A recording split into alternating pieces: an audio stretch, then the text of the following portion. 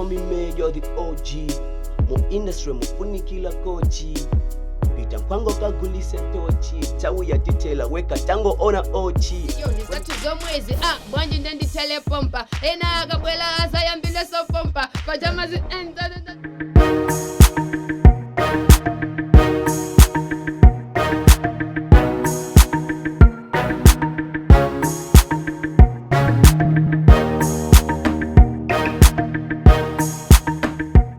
Eruma guys, ndakulandira nisoni ku program ya Amuna Miso yomwe ndimakhala ndikucheza ndi oyimba osiyana. Ambiri mutha kudabwa kuti kodi simuli mu studio chifukwa chani. Lero tamuyendera JJC tufuna tikhale tikucheza naye ziwiri zitatu. Mutha kumafunsa mafunso mu comment box komanso mutha kupanga like, share content imene tikupangayi. Panopa ndimulandire JJC. Ase JJC ulandire ndiwe JJC. Yo, ndakulandira kujeni wanga kuno mukhayo masuka ndicheze bo anthu aziwe zimene akuyenera kudziwa makamaka ya mwanzi. Eruma guys, silingachite sonenaso kuti tinene kuti JJC ndi ndani yayi. Apa tingwamba nokamba nkhani zimene anthu akufunika adziwe. Ase JJC. Magayi iweyo music yako iti. Wakhala mu industry kwa nthawi. Zimapezeka kuti iweyo sukutha yayi.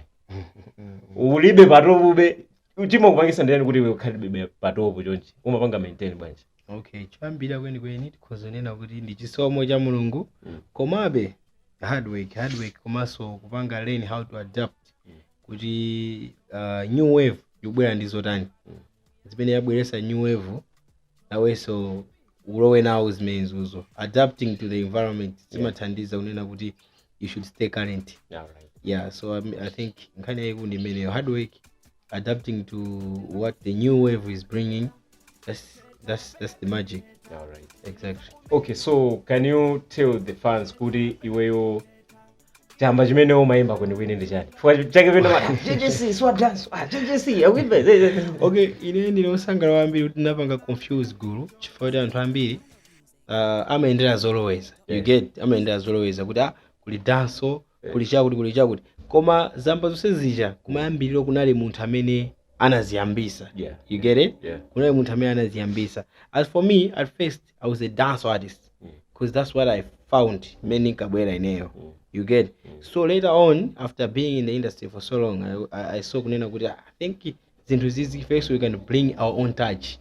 So ndinapanga fuse danso ndi afro. So right now I'm an Afro dancer artist. All right.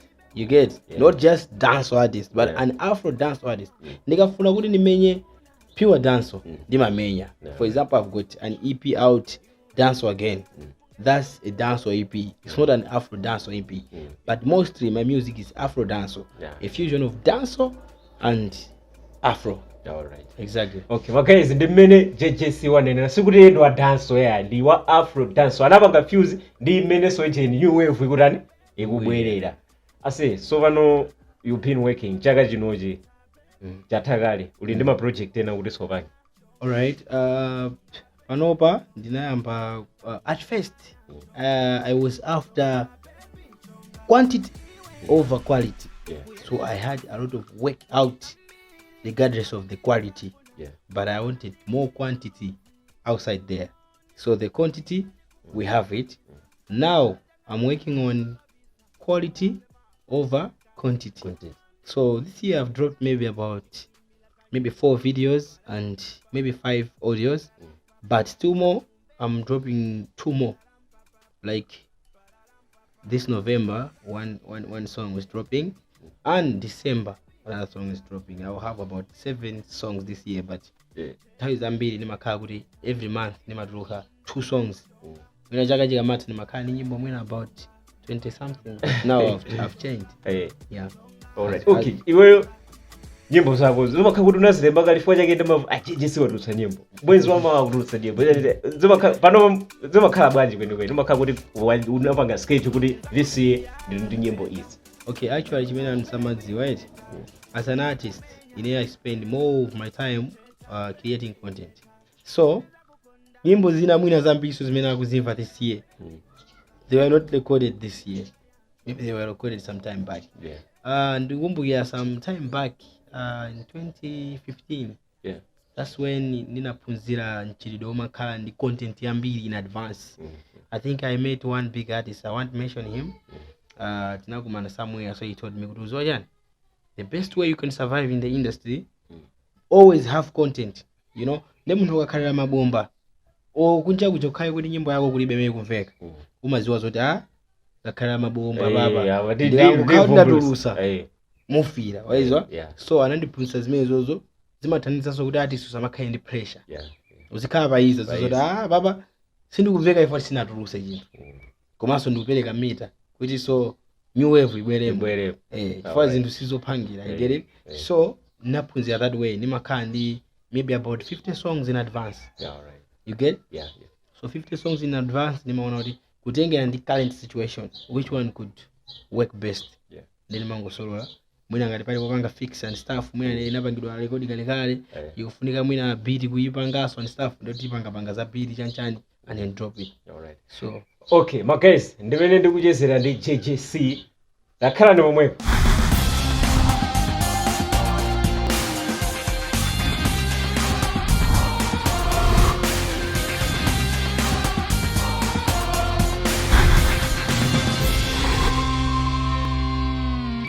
Eyeru my guys, ndimene ndikuchezera ndi JJC. Ase JJC. Yeah man.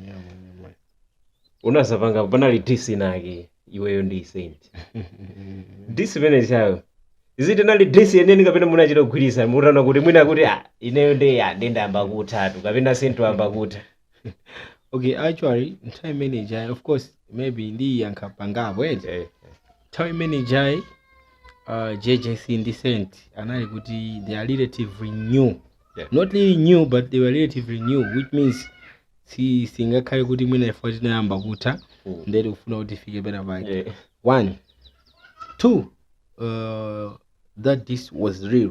Koma still more some people anaitenga kuti maybe it was a stunt and stuff. Yeah, mu industry you need some publicity stunts and stuff. It happens because you go Tanzania, you go South Africa, you go Nigeria, zimachitika and it's important. And if maati sanga masanke kubanga yoncho salinga apange blame, but our own was real. It was real. So we had some misunderstandings. Later on tinapezeka utatani tamfanaso bobo tambo uchira. Exactly. Okay. Ana wina tani this. Okay, mwina be that part I would say kuti ngasibe the competition, you know. I would say kuti people should go back to, because earlier sanatusa nyimbo this song imos. So people can go back to these songs and choose their favorite and choose good. I mean ana ichapa ndani. I think that's the winner. Okay. So I won't say much. Anyway guys, that this year sent the JJC wazirongosola bene baba. Ase so vano my personal questions zitawafuza songe. Pali pose if any mafano ni kuti okay muntu ukasankha kuti ndiwe public figure, it means you are for the public, so you have to say whatever that is supposed to be said. Okay, as jina jini between you and your ex-girlfriend Toria. Okay, just like any other person, oimba mataso kugwa mchikondi and then oimba noka kugwa mchikondi. Okay, you need to be honest. Mene ninkaamba kupanga date Toria, it wasn't Jay dating an artist because she wasn't much into music. You get? I think maybe I inspired her to be more in music when we started dating because she wasn't into music that much. She had done some songs in a cypher, school, but she wasn't into music. You get? I was just dating a person who I was interested in by that time. So you know, every relationship has got zinduzaki. So we had some misunderstanding, and then I sana in that. Basi izo zote zisiyabomba sitingafike so mpaka nakoti roweza diva kwa big yabomba banga bwino mzisiyevo. Okay, currently you are dating. Currently I'm not dating, but maybe I might be dating soon, but I'm not dating. Alright, okay, nice. Makaizi za relationship ya JJC ndi Toria ndizimene zozo. Timove no JJC ase freestyle mic. Freestyle timatawika kumano be ikani DC ya kavele ikani DC DC akuti washosha yola kwika lelo loka suwotela laita ina mihan lelo loka ndi kuwotela kuchosela mulisti ya danso kukutetela weka uzi wanso kutali kukupo ukabwela shoyanga boma kulipila welenga ndizinga zomwenda kuchitila fano sayamika mosiyana ndi zina lako ngini yala kwika pano pasine zako kuchakula kwa siasa kuyankula kuchapula ngatisima kuwa chakula yeres fana yu wachepa mugulile ni kofiri ndi mamada ndikasiepa inendilaga mofini pano kufuna ntwazintengene woyipa pasi pantima ukuziwa ndwe woyipa fana wajera sindinyengerera usanamizira siwe mfano pempera akamati ndi bambo wanga ndimangoseka hahaha ndikama wajapa nyimbo ndimangoja kakaka abambo wanga ndimawaponda ndrama kusho abambo wanga ndimawajera mama ndiwe mfana wa chikapi sunga. Okay, ase JJC panopa iweyo uli makru angati? Okay, paipo mafuna ndizilongosula kawiri ndizonena kuti olo nthawi zina ndimathaso crashana ndima my fellow members amagulu amene I'm associated with, you know. JJ ali mugulu limodzi mwanimvesesa imene ili Mabilinganya Empire, koma JJ amene ali Mabilinganya Empire ali ndi record label, you get, which is Raj Nation. So amasaina mafana kunena kuti mafana amene ali ndi sogolo kuti mina they can reach somewhere far. I try to put in what I can afford putting in, so nimatenga ndiwatani ndiwasaina, you get. So ndikasaina because of kwathu kuno kumvesesa ndikovuta yofani kulalesa uli ndi crew, uli ndi crew angati, you know. I'm in Mabilinganya Empire pina unaendelea ku label. It's simple to understand. Kama you find good even sometimes mapeza kuti mwina wala ma crew members iso they have a feeling kunena kuti jaya ni makuru awo waiza. So bezi mapanga be confused at some point kumano ini I explain always good antu amvesese. Yeah, so I've got a capability of having a record label. So I've got a record label and I'm in a group, which simply means my crew is bigger, because if it has someone who has got a record label, it's a big crew, and my crew should be proud of that. Alright, okay. So wano mukrimene iwe ndiwe leader ya Mabilinganya. Mabilinganya ndi basa leader panopa. Ndio unapanga fire anthu ena nafa choncho. No, it wasn't my doing. Okay, actually menda nene, right? A crew is always bigger than anyone inside it, you know. So Jay has no right yopanga fire anyone in the crew. One visa, not even anyone who is in the crew can fire anyone. But crew, the crew, it means alias can have a say on someone. You get it? So what happened was, after patachitika zinthu zina zake zosainera, crew inakhala pansi ndi kupanga not firing as such, koma ngati timati suspension ya almost 3 months. It wasn't that much, knowing good these people are still on, they'll still come back, but angoziwa unena kuti for now they are going to holiday and they'll be back later. Nde kuti simu wapanga include so much in my project ayinu apa sitting kawa United. Okay, all right. It happened in May. All right. Okay. So this is now October. Okay. Now November tingoja. So November. it's so ndikalikali. So since was nachitika, it wasn't JJ. It was the crew deciding. All right. Yeah, it's unfortunate kuti anthu ena kama kanisa kuti J did that. J afuna ononge guru. J akubweresa pungwe. J. That's what happens when you're big enough. You get it? Yeah, sure. Yeah, man. Okay, I see. This anamaliza program wife. Kumalawi kuno ku music industry. Waiona modani. Wewe kuyamba pamambiri uva iweyo mpaka panopa. Waiona kusintha modani. Ma setback ndi ma improvements. Okay, actually panopa my improvements are bo. Ndipo industry yutenga direction ya bo. You know, if I may think a blower, that was in 2014. You can see 2014 to now is 8 years ago. You get? By then, a hit song made just a name. But now a hit song is making both a name and money. Yeah. You know, sometimes you know that kama mwene mahita mena mena kama get 2015 aja. Ndikana kagudi namenya banova. Ndikana bandrama zochuluka. You know, when you're a new artist, people accept whatever that you bring as far as wapanga zina. You get it? So zambiri zasintha. We are now able to make money with music. Mafans so amba kuphunzira kuvaya kuma show, ma organizers amba kuphunzira kuona kuti we deserve a pay. So ndiona kuti industry yakula kwambiri, we have got attention komano still more tidakali pa ubebebe the industry. We still have to go hard despite we growing, but we're not yet there. We have to put in work, actually work yambiri as my artist. My guys amene are responsible kupanga funding ya artists, my organizers, everyone has got nchito yone agreed kuti amene tili lori mawa tikhale pena pali kwambiri. Exactly. Man, otherwise tili mu track ya bro. Iwe wanenapo kuti music ikupezesa ngati money. Iwe in what way njira imene ikupezesa ndalama through music? Alright. Pali njira zambiri kwambiri zimene bimwe anthu ivina samaziwa kuba zimakhala kuti zimulipesa ndalama. As an artist, you're a brand. So my brand is also contributing to my income.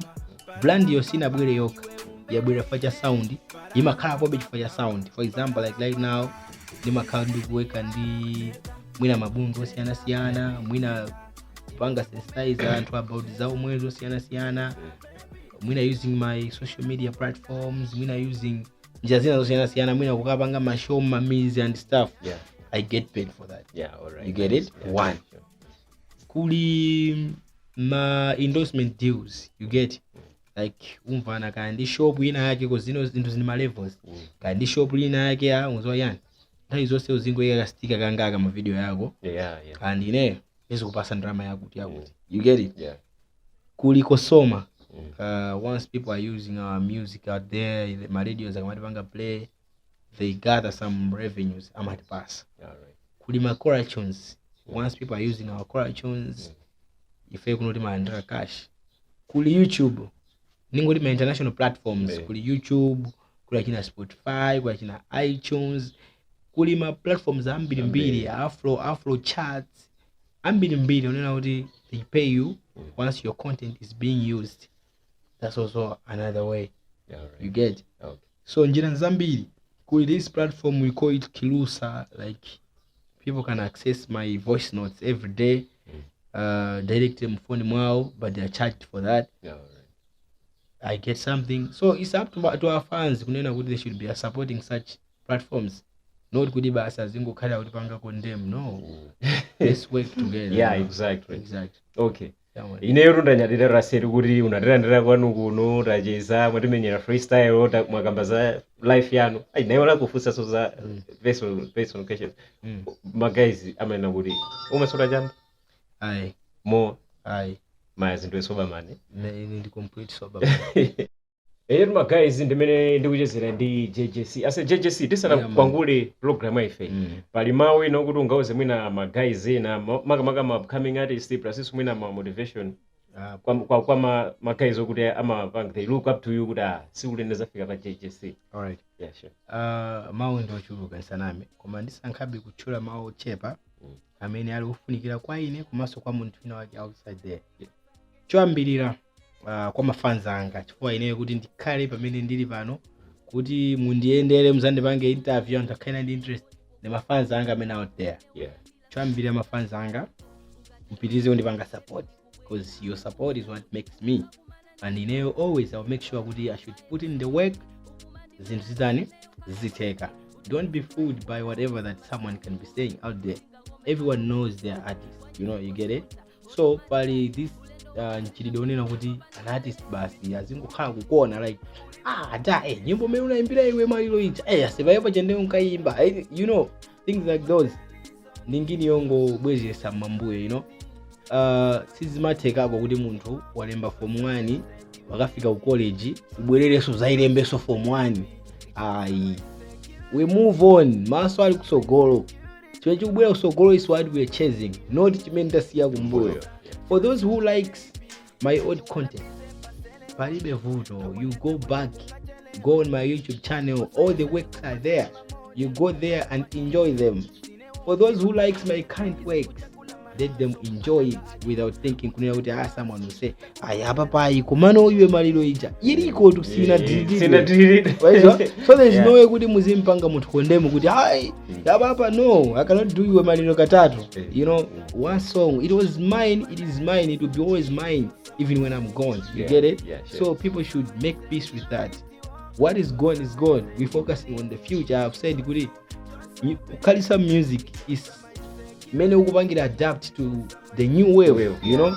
So ungangokakamira chintu chakalekale simply just because people are saying iwe ameno imbira say ukandikazalemera. No, ninaimba ni yanga. You can still go and watch it, you can still enjoy it, you can still make it your core tune. It's all good. Let's keep vibing. To my upcoming, keep on working hard. Baby amena za kupasa support just like that. People amaona munthu amene akuonesa kuti akubwera ndamene mampasa chani support. You can't just come ku inbox kwa munthu ineyo ndiluso kuma studio sinalowepo ndifuna support. How can someone give you support? Because when we talk about support, it involves money. Who can spend money for nothing? Nobody. Alesa afuna aonekaye kuti this is what your money is doing per week. If so many nkayamba, we had nobody, we had nothing, we had totally nothing.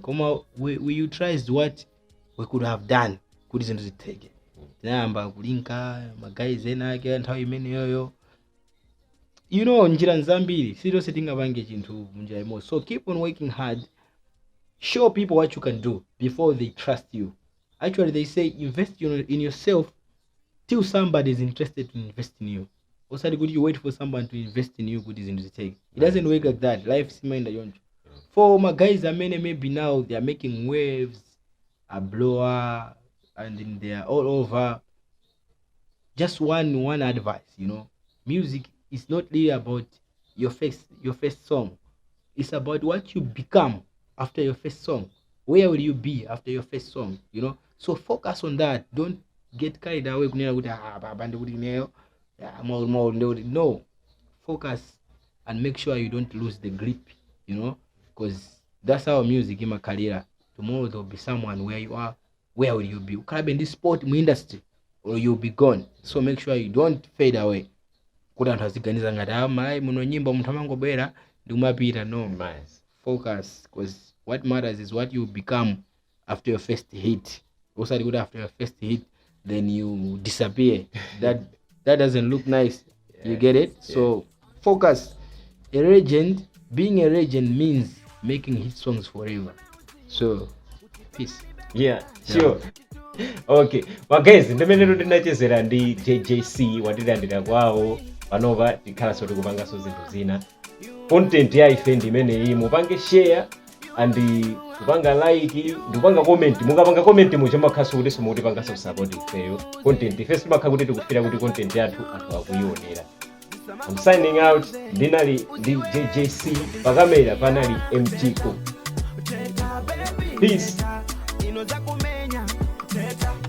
Teta baby teta inaweza kukonda chonga baby chonga mpaka muyaya chonga baby chonga iwe ukuyenera kuti amiri safuna kuti wanatiriri modzi nitenga ndawe yanga nikupasta pa insta zachikondi changa ndati ainzo sabisa uwauze chaka chino ndikutenga ndikuimila kanyimbo